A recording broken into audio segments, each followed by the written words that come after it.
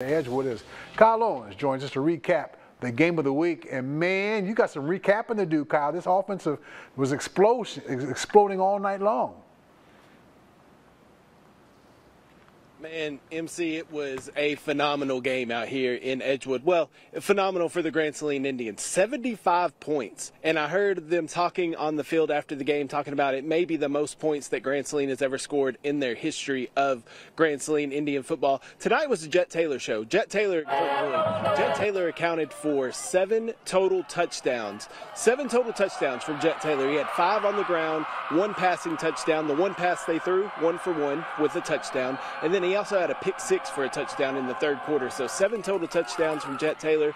Colt Boyd ripped off some big runs as well. The Grand Saline defense did give up 40 points, to this Edgewood offense, which Trevor Golightly and the company on there, they did everything they could to try and fight back in this game. But at one point in the first half, MC, Grand Saline had 4 one-play drives for touchdowns. And it's just tough to come back from that when Edgewood's having to drive the field and Grand Saline's just kind of popping home runs left and right in that first half. So a lot of points put up, a big run game tonight by the Grand Saline offense. And, Edgewood's going to regroup, and I think they'll be fine in this district play. But it's definitely not the night that the Edgewood Bulldogs wanted here. Well, I know you talked about how Grand Saline, they put 75 on the board and gave up a lot on defense. But when you're feeling it, you're just feeling it. I think the offense, from the looks of the highlights that we have here, they were can't miss.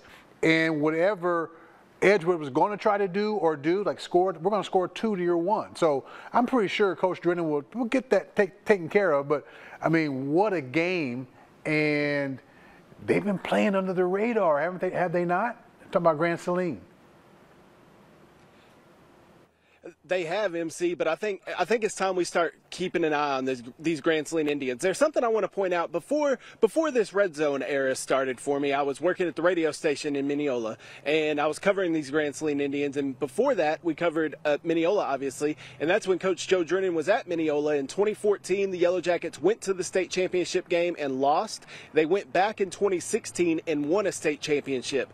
And Coleman, from watching this team tonight, this Grand Saline team tonight, so many similarities between this team, this Grand Saline team, and that 2016 Mineola team. If you look back at that 2016 Mineola team, it was a run-heavy team. When you had Jeremiah and Chance Perkins in the backfield, they were a 1-2 combo that was nearly unstoppable for the whole state. And you kind of see that same thing here with Jet Taylor and Colt Boyd. So it's very interesting to see how Coach Drennan has kind of molded this Grand Saline team into a team that can compete not only in district play, because I think can make some noise in the playoffs and make a run.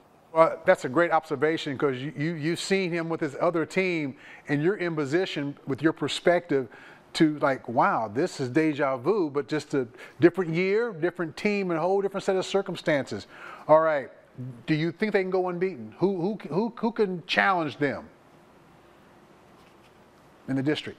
I think the only one left in district that's going to give them any trouble would be Lone Oak. I believe, I don't know how they did tonight, but they were undefeated coming into tonight. So I think Lone Oak is going to be the only team that is going to stand in Grand Saline's way of an undefeated season. Okay, let's move on.